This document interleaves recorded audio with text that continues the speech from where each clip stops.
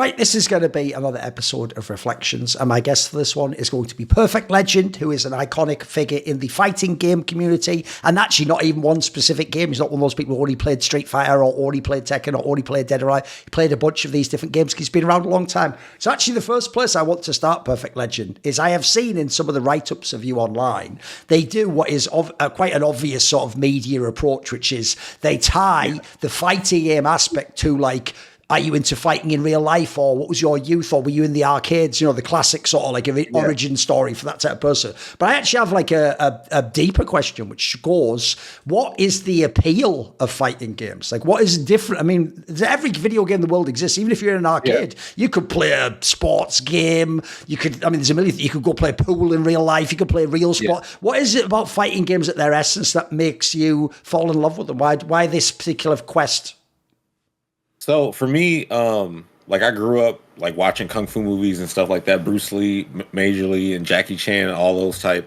And I did actually study karate. I was doing Kempo when I was younger, and me and my friends would spar and stuff. But we also like play games all the time. But I was still able to, like, when we would spar, the way I felt from doing that is the same way I would feel from when I would like get any of the gratification you get from just like hitting someone in game. And it's like, well, I can't fight forever, even though if I like doing it for fun. So, you know, playing games, like fighting games, it still allows like that competitive aspect. And also I don't have to worry about getting hit, and I can do it for a very long period of time, just like into basically I die, I feel like. As long as you know, keep doing it, you don't lose it. Like I see 70-year-olds still running the 100-meter dash and going really fast, definitely faster than me, probably faster than you. And it's all about just like constantly staying on something. So I used to do a bunch of different stuff. I used to dance, and I mean like hip hop dance. I go to clubs and stuff. I used to club promote and different stuff like that. But there's a time where I was like, do I want to pursue trying to like perform dancing, or do I want to just keep doing fighting game stuff? At that point I was already like a world champion, but as I saw in esports, like how as time goes on, you know, they get rid of a game because usually just marketing, like a new game comes out, you know, company wants to make money off a new product. It's nothing, I have no problem against that, everybody got to eat. But you know, then they just throw games out because, you know, like Counter-Strike, for example, I remember when I first came to the scene, 1.6 was the main game, and now it used then when I was in CGS, it was Source. Yep. And I know how much people hated that the change, and they wanted to play on 1.6. And I saw the differences because it was like same with us, because it was like going from the pixels or just the polygons to like the 3D aspect, and then it was changing from CRT to LCD, and then from LCD to, I mean, it's still LCD, but it's kind of different now. I don't know how to describe it, but then the monitor started like coming back on the latency to where getting closest to CRT as possible. And then with the advancements with PC and using like the hertz and doing the specs changes with like mods and upgrades, you can really get it to that CRT timing. So it was just like all of that, and the like the scientific aspect for it for me. What about a lot of people who are outside of fighting games will only know two of the most famous ones, which is obviously Smash Brothers Melee or Street Fighter, depending on what era they're from, right? As you alluded to there, one of the things about being in the fighting game community is if you want to actually be at the top and be professional, you have to be able to move between the different game titles, depending on what the tournaments are selecting or what there's available prize money for. I noticed in your early career, a lot of your success came in Dead or Alive, which obviously was actually, like you were alluding to, in CGS, that was the main game, if people don't know, it was Dead or Alive, not Street Fighter at the time, actually. Is there something like, is that your favorite of the fighting games? Is there something about Dead or Alive that is unique compared to the other games people might know? Yeah, so Dead or Alive, and this is an interesting time right now because the father of Dead or Alive is Virtua Fighter, and that game is about to come back. They just announced like Virtua Fighter 6 and Virtua Fighter 5 Sega, Revo, which is a brand new version with a new netcode. So with those two games, I was like co-maining them. I was playing DOA, but also practicing Virtua Fighter just to get to the history and also understand the system and also how like everything works. And then I can see where inspiration is taken from, say like one character might play similar to another character from like the same type of game. And then later down the road, Virtua Fighter and DOA actually did like a crossover thing where there was 4 Virtua Fighter characters in Dead or Alive 5. Ah, right. But I was practicing both of those games, and like as I was becoming a champion in DOA, I was still studying Virtua Fighter. But at the time, like Virtua Fighter didn't have online, so you could only play offline on like Virtua Fighter 4. But it had a really good tutorial mode. Probably still to this day, the best tutorial mode, a game from PlayStation 2 era, still has the best fighting game tutorial mode. So you want to like learn how we think in game and like the different stuff, and just kind of a crash course. And it's not some bootleg stuff. It actually covers a great deal of how we play that game and just fighting games in general, because you can take that and go into different games and be like, oh, I recognize this situation from Virtua Fighter. Or they might like flip it, but it'll still be the same situation, like talking about how to get up off the ground and then while you're standing, dealing with side steps and stuff. But just studying that and also like studying DOA, and it was till Virtua Fighter 5 came out on a 360, I was finally able to start playing against more human competition in Virtua Fighter 5. But at that point, I wasn't at the level that I could like win in it. I was still at the learning stage. So it's like it takes a certain time to get to a certain point, because you got to still understand the engine and then the characters, because you're not able to get the reps when you're playing, then someone who plays more than you versus people is still just going to do better, unless you're just really good at simulating you versus a human. Because like even though the computer can fight like a human, it's still not the same. You still have to be able to invoke fear against your opponent, so you can like get them to be rattled and nerves and stuff. Like even the greatest champions are going to fall in the grand final sometimes, because like it's just that much like pressure, because you know if you lose, that's it. Like you got to go home, and it's a long plane ride, and all this stuff can be, you know, it'll just be on your mind constantly. So you can't play too like loose or too concertedly. You gotta just play like a perfect balance. So that's where I come from, where I just love the intensity. When you won Evo, and we're talking about back in the like mid 2000s, I think most people's like public consciousness of Evo is in the 2010s. It's sort of, I don't know, it's actually the time things like Twitch took off and, you know, esports got bigger. They're talking like 2013 onwards, maybe, right? What were the old school Evos like? Like, was it very different to what a current Evo would be like if someone went? Yeah, dude. So the first Evo I went to, I can't remember the name of the hotel, but it was like the Red Rock something, or it was but it was like off the strip. Right. And there it was a little bit more intimate, because everybody that played a game could like mingle with each other. It wasn't so big, because now like Evo, I might be wrong on the number. It might be higher, but there's like 10,000 people that show up now. Holy moly, right. So like I'm blessed to where when I go to Evo, I just happen to run into everybody that I know. So I can say like, yeah, I saw mostly everybody, but there are some people that I might not get to see sometimes at Evo. But I walk around a lot just on purpose to see if I can run into people. Like I'll go into certain sections and stuff, because I know like when I'll never see those people again. And also like there's another aspect. We've had like plenty of people who like pass away from in the scene recently, like in recent years. Right. So it's like I want to cherish the moments when I do get to see somebody, even if it's somebody that like I may not have liked or whatever. You never know, like y'all could be cool down the line, but still like you never know what could happen. So even though like throughout all the competition stuff, there's a level of familiarity, like going back to your school, right? And you seeing everybody that was there. That's kind of how it is to me. But that grew and started from going to 2006, because a lot of people that I met at that tournament are still people I know and am friends with to this day, and we've gotten closer and everything. So that's like from then on, like I was at Combo Breaker this year, and me and Qdons, who I met at Evo 2006, he's a like Tekken World Champion back then, and is still like, you know, a legend now. We hung out at Combo Breaker, but like if I wouldn't have went to Evo 2006, right, where it was like a little bit more intimate and stuff, to talk to people, then it would probably been like different. Because now you go Combo Breaker, I don't recognize a lot of people. I mean, I still recognize the people that are there that have been going and legacy wise, but there's a lot of people I just don't know, and it's a totally different thing. It's like going into a different dimension or a reality in a different body, and you're going to school again. You're like, damn, this is totally different. But yeah, like then it was like a ballroom. Pretty much, it wasn't that much square feet, but it was fit like maybe 500, 600 people in there. And then I didn't go to like 2007 till 2009. I was going to go to 9, but I ended up not going. But I went to 2010 was my next one, and it was at a Caesar's Palace. And Caesar's Palace was, it's pretty big. It fits a lot of people. So like to me, I was like, wow, that's a lot.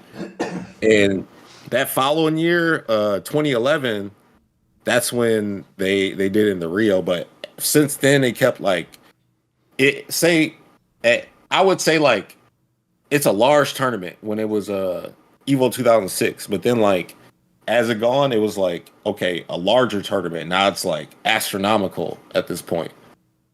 Right, I have a question for you, which is when you played in CGS, the Championship Gaming Series, where they did this cable television, it was almost like half reality show, half sport, and then it had that really weird format where, like, it's probably the worst mistake they made was the format where all the games counted together, and famously they didn't balance it out very correctly. I can tell you all the CS people were pissed because basically in CS it didn't matter if you were the best, you could never fucking win, as you know in call. Right, here's the question I have though: wasn't there some like, from memory, I was trying to search online but I couldn't find anything. Wasn't there something weird that happened around you at that tournament? Like, wasn't it something like, didn't you like not initially get picked up, or you got picked up for the second season or so? Wasn't it something like this that you were supposed to be one of the top draft type picks, right? All right, so this was my thing. The first year I purposely didn't even play. Right. I didn't go and show up to the combine because I just didn't like the feeling of it, really. I was very grassroots type. I thought it was like selling out or something.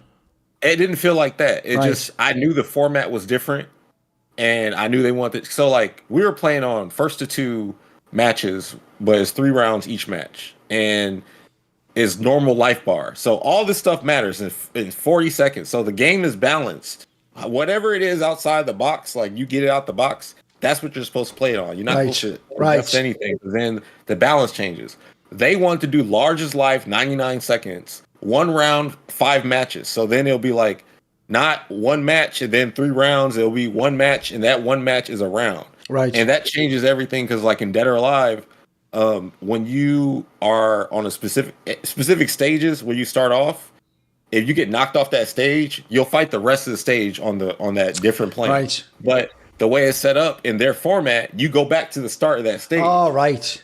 Yeah. So before there was the combine, and before CGS season 1, there was the invitationals. I went to the second invitational, and me and my friend Tom Brady, MK Tom Brady, we joked about, why should they put me on stage versus a Hayabusa player on the bridge? Because pretty much on the bridge, Hayabusa gets a 70% damage and throw or a counter that he can get off of any punch. And for me to get out of that situation, I have to just knock him down. But for me to knock him down, I have to risk like losing that much life.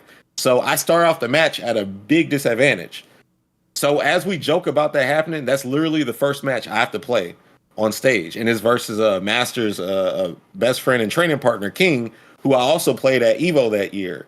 And when we play, why the worst possible things ever happened to me. So like the first round, I get a once in a lifetime glitch happen that I only seen replicated twice.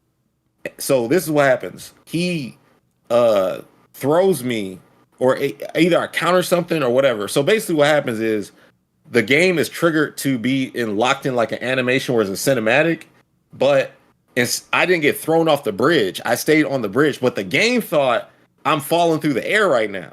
So if I like hit him or something, my attacks just go through him like I'm not there. Right. But he can still do damage to me.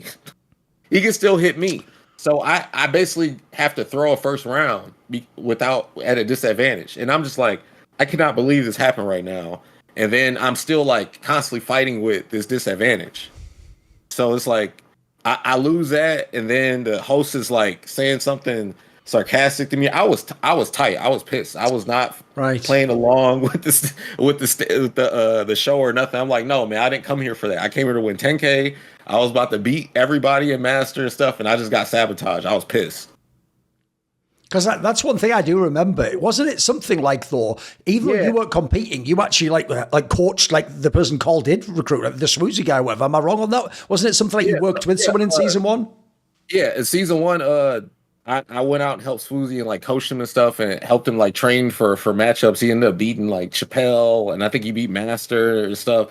But yeah, I just didn't want to be like, I didn't want to play. I just didn't want to play because I didn't like the format. And I'll just be honest, at the time, I didn't want to be on complexity because I was just on complexity for that, I guess, that first season up until that CGI. So I don't know. I think Jason Lake thought I was like being a certain way, but I had called Tom on the phone after the match, and I was like, dude, I can't believe what we like said was going to happen happened. And then like one of the crew says something to me, and I was like, this isn't fair. And at the time, like all the production kind of was in cahoots with who they wanted to win. I'm not going to say. Right. Yeah. For the storyline, I'm guessing. Yeah. And I'm just, and I'm like, they want them to win. It's not fair, like how they set that up. And I'm talking about like literally what I just told you, how they had me play against King, a Hayabusa player on the bridge. It's like, how more obvious can you get there? How coincidental is that? And I think Jason thought because what they said to me is they said that I said that they was racist. And I'm like, no, okay. I didn't call them. I didn't say anything about that. I said it was unfair. They took my words and like twisted them and stuff. And so we kind of had like a little like shaky thing right there just from that situation. And so I like ended up leaving a little bit after that. So, but then like, basically if I would have went to the draft, I was guaranteed to be on the team because that was the point of like, I guess me joining complexity because like the reason they picked up players for like Forza or FIFA and like Project Gotham Racing and stuff was for leading into CGS. Sure. But that was it. But then I ended up going in the second year because my thing was like, all right, I don't need to compete in CGS. I'll compete in World Cyber Games. But then in 2008, they got rid of World Cyber Games for DOA. So then I was like, well, there's nothing else to compete in, so I'll just play in this. And that's when I went to the combine and played. Because I feel like this is like a bigger problem in fighting games themselves, right? That they come from incredibly grassroots background, which, by the way, only games like Counter-Strike actually have that background. Every other game's artificial. It's a big game. It comes out. It gets giants. You get an esport. Yeah, all these games come in. They already like, we're an esports game. We're this. But don't you feel like this is one of the issues is I feel like the community in fighting games has always sort of bristled a bit when you try to make it more of like a professional show. Like people aren't sure. Do we want it to be grassroots and be cool, or do we want to be like TV and sports and all the bullshit that comes with it, right? It's kind of a dilemma. Yeah, my thing, I think we should just be doing like what works for us. And if people like it, they like it. If they don't, they don't. Because that's what has worked, at least for what has grown it to where it's at. I don't think, of course, you have to have a degree of professionalism. You can't be just saying whatever and doing whatever. Sure. So like, but there's a way to do it, I think, in the right format. Right. Is it the case that, like in this era, we're still talking about in the 2000s, I remember the big game at the time was Street Fighter. It was all the people like Daigo and Justin Wong. Yeah. These are the people who were the big names everyone remembers that actually those names escaped even fighting games. People like me and other esports games heard of these people. Are you someone where, like, did you only come to the Street Fighter games in the later versions? Were you interested? Because I feel like some of the Street Fighter people were playing the game a bit like people in Counter-Strike. In Counter-Strike, no one really sees Valorant comes out and goes, shall I switch? They just go like, I'll play Counter-Strike. You know, that's more a general game of switch. I feel like Street Fighter people play Street Fighter and Melee people play Melee. What's it like when you're coming outside? Did you ever want to be a Street Fighter person? Did you stick with the other games? What was your mentality? Yeah, so when I first came into the scene, like I was messing around with everything, but I was going towards like what was most accessible. Like a lot of the Street Fighter games didn't have good online. or they Right. didn't have online Right. at that time. But Dead or Alive 2 Ultimate was the first, like one of the first fighting games to have like an accessible online that was on console or something. Other than that, at the time was Mortal Kombat Deception. So I went with the order of like what they presented. Like World Cyber Games qualifying for that, you could do that at home. I didn't need to go anywhere, Right. but you still needed to like travel after you qualified at home. They're just like, all right, well, you won here. Now come to the final qualifier, and then we fly you out to Disney World or whatever and play there, and you go to Seattle. Well, the time I went for Worlds was in Seattle, and Evo was just like once a year in Vegas, and then they started when I started playing. There was Evo East and Evo West and Evo World, and then they started doing like Evo North and South East West, and then they got rid of that. Now it's Evo Japan, Evo World, and Evo France at this moment. But yeah, like I ended up like I was playing Third Strike and like Super Turbo and stuff, like learning them and stuff, but I didn't like enter anything. I didn't start entering Street Fighter tournaments until Street Fighter 4, which I have like a lot of major top placings, and I've helped people practice and have gotten top 8 in that game. And I've decent placings and wins here and there. I was seen as the best Akuma in the country for Street Fighter 4 at a certain time, but it was also while I was like winning Mortal Kombat. So I was like doing both at the same time, and I was also like placing in Tekken. So I got to a point where I just started playing everything because it was like, well, I can play Street Fighter online now, and I can play Mortal Kombat online. I can play Tekken online, even though the netcode wasn't that great. Still, just getting the experience, so then you can like theory fight on what you need to do and to improve. And you can still watch VODs that are posted online, and people started streaming more. And also, I was traveling a lot more too, like playing against people. So even if the connection was whack, I could still like go somewhere and play a session offline. And I still had people like would come by and we would play.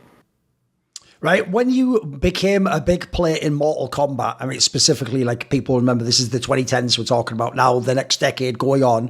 What is it about Mortal Kombat? Because here's the thing, I know a bit about Melee. Obviously, you've played Street Fighter. I understand some of the depth of these games. Does Mortal Kombat have its own unique aspect of what it's good at and what's hard about it? Yeah. So Mortal Kombat,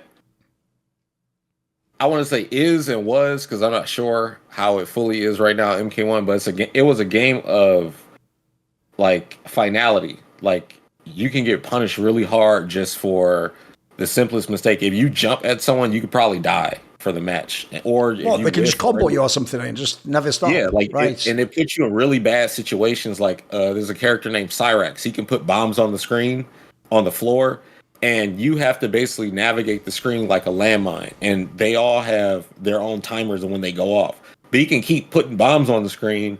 And then if you like move at a wrong time, he can put a net on the screen and the net will hit you. And now he can teleport in and combo you. And the combo does like 50 to 80%. Holy shit, right. Yeah. So like you got to play around this strategy, but he's like a grappler that has a projectile, kind of, but the projectile is not a traditional projectile because it's like capture, and then you got the stuff on the ground with the bombs, and then you got a character like Cabal who is very adept at running away and shooting you at the same time, but it requires a lot of execution. So if you mess up an input, you could probably die because if they catch you and combo you. But if you can master that strategy, you can always have meter to where it's a safety guard. So if you get hit, you can just break her the combo and then just keep running away some more.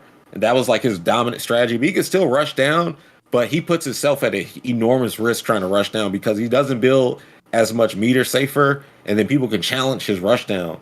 But players would like just crumble and freeze up when they see it because they're afraid to press a button because they might get caught. It could depend on how the Cabal player would mix up their pressure. But it's also like the story, it's a tournament about like people fighting to death or fighting to the death, and then they're fighting for their souls and the fate of their realms and the world and stuff.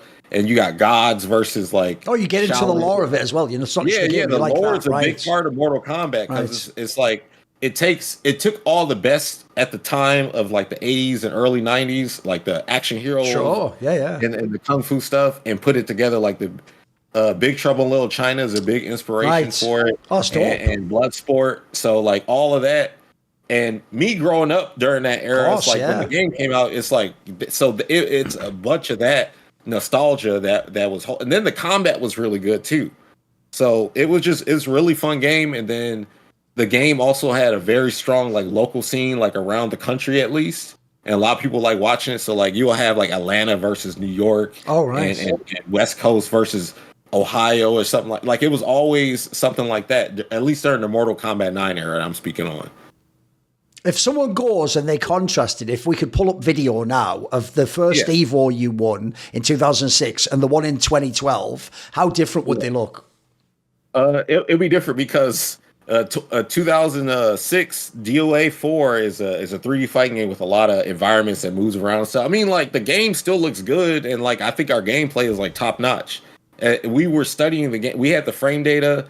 We were really trying to win versus each other, and everyone was using the dirtiest, cheapest strategies they could use. But now it's kind of like, unfortunately, a glitch that we didn't know about. That is, well, honestly, we should like, if we were to use it, it should be banned. Basically, you can cancel any animation at any point of animation, and this is attack, and that's not something that's intended at all. It's just I've never figured out how to do the bug. I know DOA Master knows how to do it. He's always posted videos like showing it off, being cheesy, but the game's gameplay, like when we fought, like I was thinking about this, like honestly, DOA Master is one of my favorite opponents to play against. Not because like, you know, just our like beef or competition. It's just like our gameplay, going back and looking at, you got two cool ninjas fighting each other because he's using Hayabusa, I'm using Hayate, and the way they move and the way that we move and pilot the characters, it really looks like, you know, a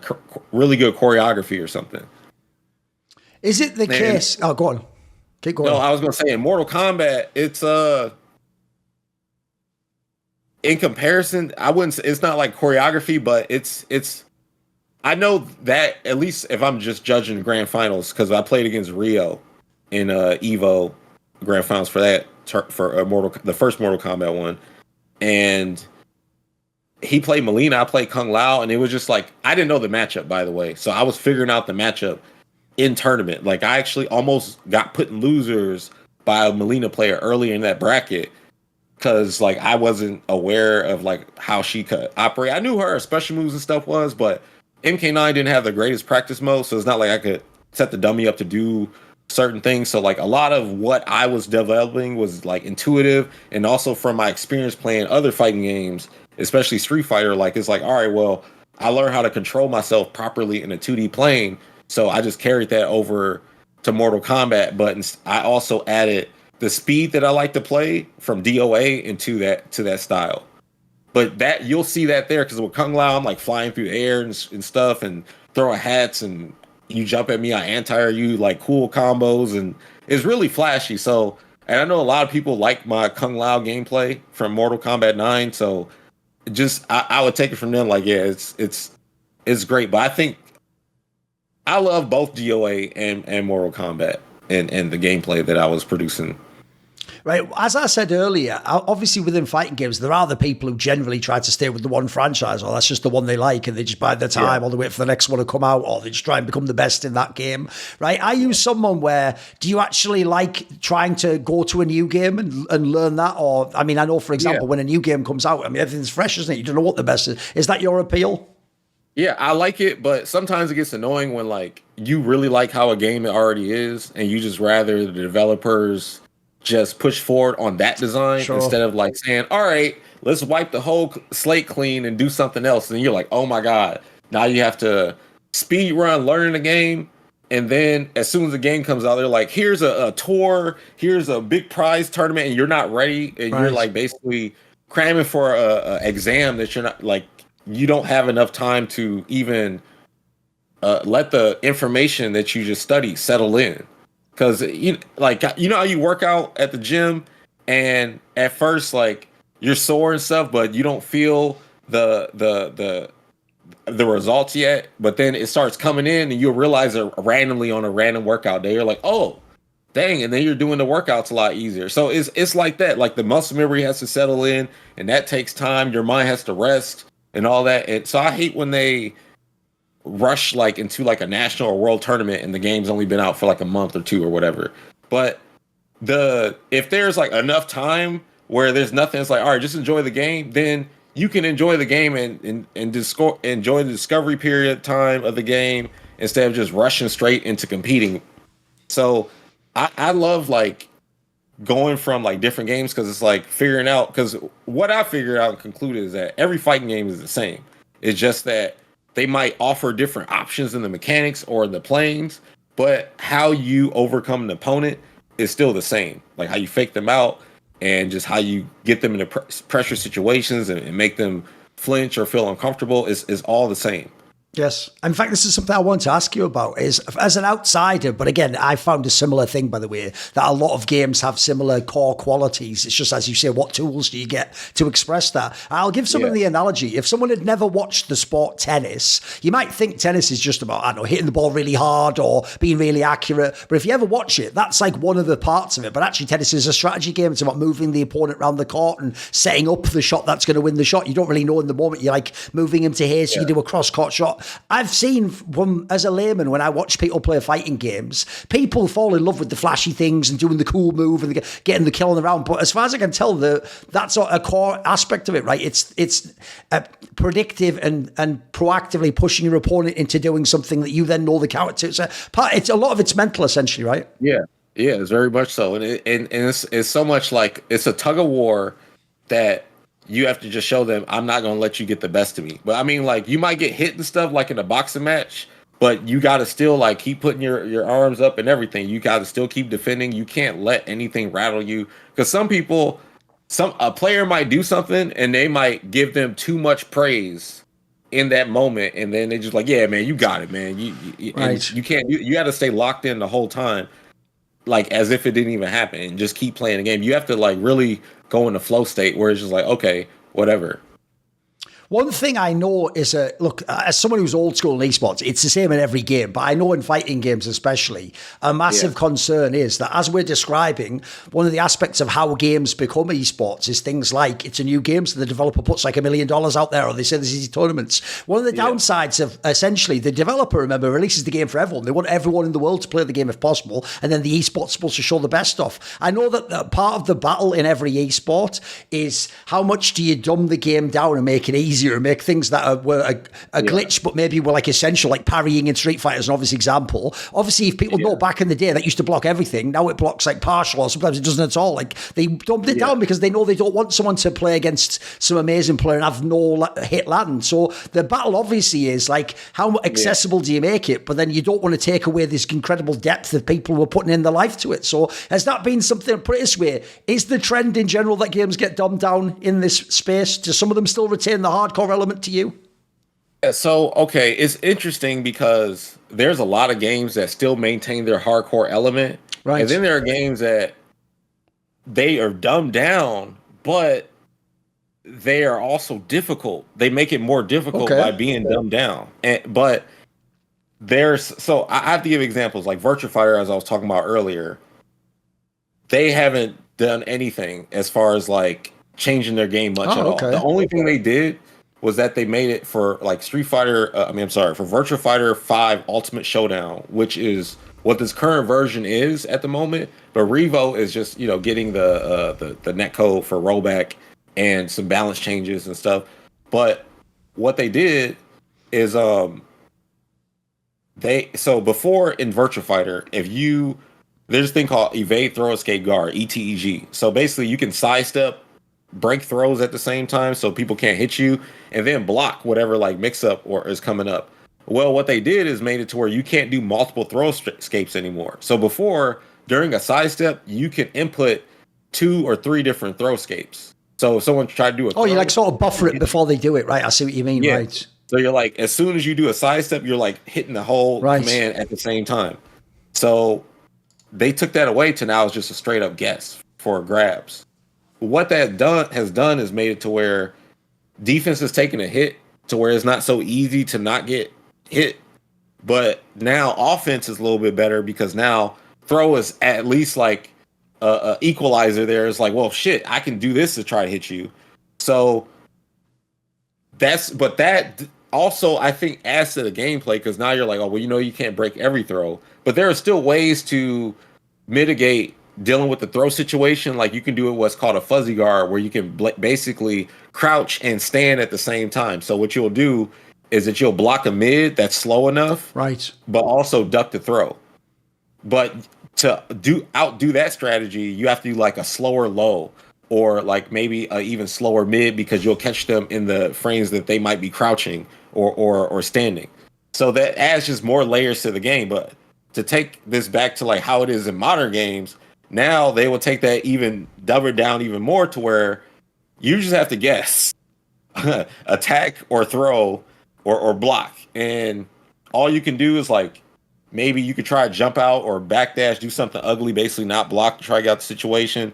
When instead, like say in Street Fighter 4, you can backdash and then the backdash would be invincible, so you can avoid like attacks and throws. But there are ways to also punish that, to where I can attack you at the same time, and if you do backdash, instead of like that attack coming out, a move that will actually reach and hit you will come out. But so that situation is very similar to what the situation I described, Virtua Fighter 5.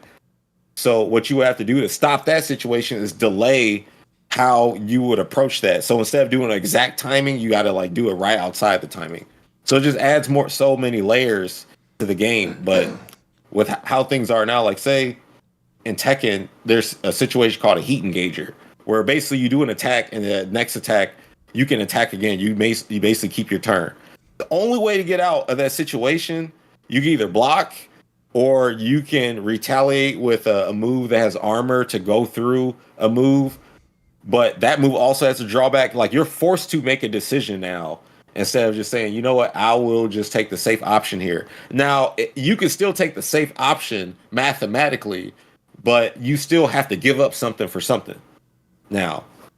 And a lot of people don't like that style, but that style, you also can still use that to overcome people. You just have to be locked in more, because there's so many ways to get robbed in a match, to where now you have super moves that are rewarded to you after you lose 40% of your life bar. Or no, when you have about 30% of your life bar left. But the move will do 40%. So say like I still have 40% left and I just got you down to like 20% and you hit me, I'm dead. But I don't have access to what you got. But I still like can hit you and kill you, but it keeps it a little bit even at the same time. So it's still like I could probably die here, but you can too. So it does add a nice dynamic to the viewership. But for people who just want like the traditional, those games still exist. Like right. King of Fighters is out here too. They just got an update. They don't have like the modern comeback mechanics or the forced like turns pretty much, but they still have like the KOF stuff. They still have some kind of comeback stuff, but you have to build that. You have to really create that situation. It's not handed to you in that game. It might be like given to you over time in the rounds. And I mean by that, like after you lose your first character, your second character, because in KOF, it's like, it's a 3-4 character game. I forget if it's 3 or 4 characters, but it's a team battle game.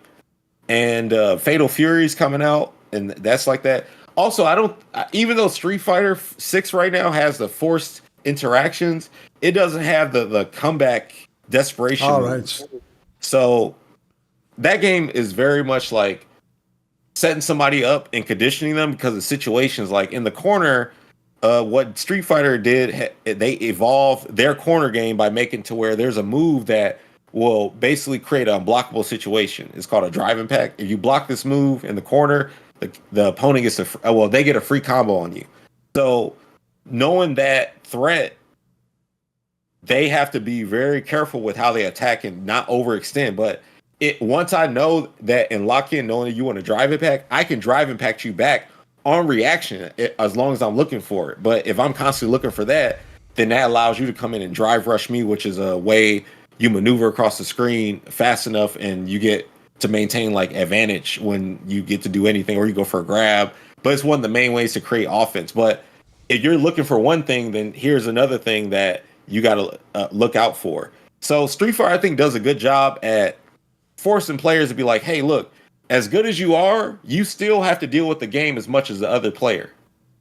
So I think they have a really nice balance in that game. I know a lot of people criticize it, but I think they do a really good job at managing, like, all right, force interaction, but you're also spending a lot of resource for this, so you could probably put yourself in a bad situation, like burning yourself out. And when you're burnt out, you take longer block strings, which mean you can't move the opponents on you, and you end up like taking more damage on block. And then in the corner, if you get hit by this driving pack, they get a full jumping combo. Usually it's just like a regular standing combo, and it does way more damage. So they have the checks and balances there to reward the players, I think. So like, even though a lot of people doom and gloom, myself included, I think the developers are doing a really good job at addressing the players' concerns, but also finding great balance in what they're trying to convey in their development.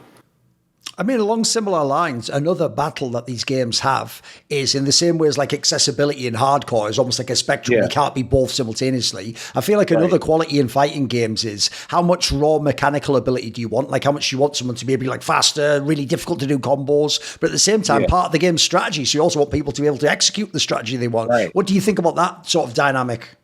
Yeah, so like, it's interesting how designers have approached that. Because what they would do is they would, in their design, you develop certain characters that address that. Like one character might be super duper simple, right, and only need to hit you with like the most simplest button, but they might be slow or something like that, or they might need to build up that resource to be at that point. But then you have characters that might have to do a lot of hits, but they have a lot of execution required or something. Like in Tekken, I play Mishimas, which is like they're karate guys, make a karate style. Yeah. And they have a move called Electric Wind God Fist. And there's two different versions of those moves. Electric Wind, there's a Wind God Fist. The Wind God Fist is just a regular uppercut that launches you. But if you block it, you get to retaliate, like guarantee you get to knock me down. But if I do Electric Wind God Fist, I'm advantage. But the difference between this is the input. One of the inputs is like a frame, and the other one's like you just do the command.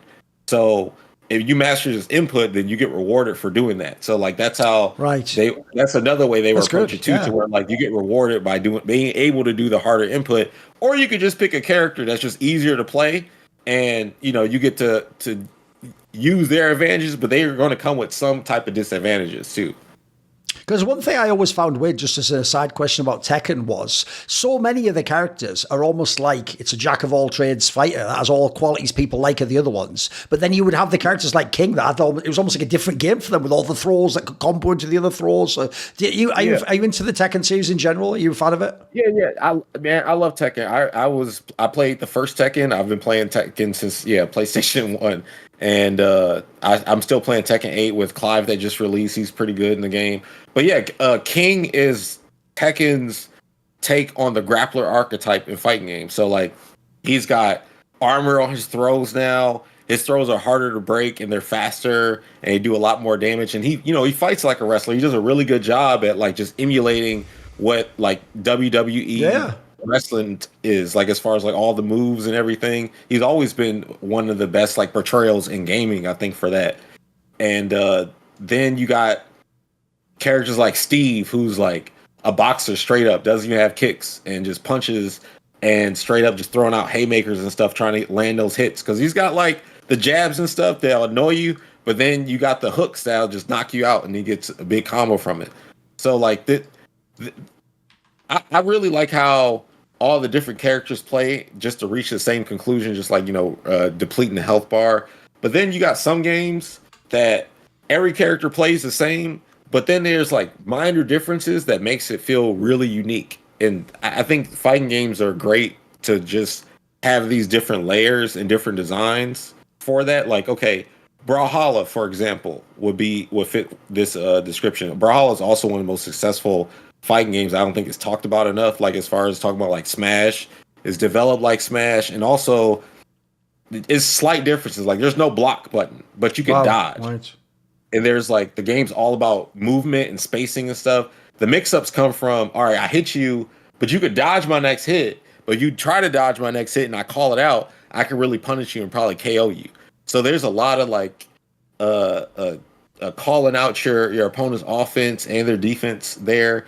But then there's the depth of the weapon. So like every character technically is the same. Like without a weapon, they all fight the same, like as far as normals and stuff. But when they pick up a weapon, they might have a sword and a spear, or they might have a bow and arrow and a long sword, or they might have like this orb thing that looks like magic or whatever. And then they have different signature moves individually. Like they might knock up in a different angle or knock over in a different angle. But it's very much like Smash. It has great movement, everything. You can wall jump, you can double, triple jump. They have the platforms and everything, and they have a really good scene. Like I know they were paying out $1 million for like over several years in their circuit. I'm not sure. I haven't been up to date what they've been doing recently, but I know they have a really active like a player base online at least, and just good net code. And I know they do events with DreamHack too. So that's I forgot where I was going, but like I just had to shout out Brawlhalla because it's a really good game. They say no man is an island. We all need people who've got our back. And supporting me and the content on my channel are the following people: Matt Pugnaccio Racula, The Concept, Animosity, Bane Diesel, Ben Glass, Jason, Jensen Gore, Tosh, Toucan, and you know it. Always a special thanks goes up to my main man, Jerky's Minion. Do you want to ask a question for my video AMA? Do you want to take part in one of those lengthy discussions where I talk about whatever topics are on your mind? Do you want teasers, find out who the upcoming guests are, or maybe even to suggest a guest or a topic for my content? If any of those perks or others catch your fancy, well, put your money where your mouth is and join the Skrill Illuminati today, where? In the Patreon link in the description box below.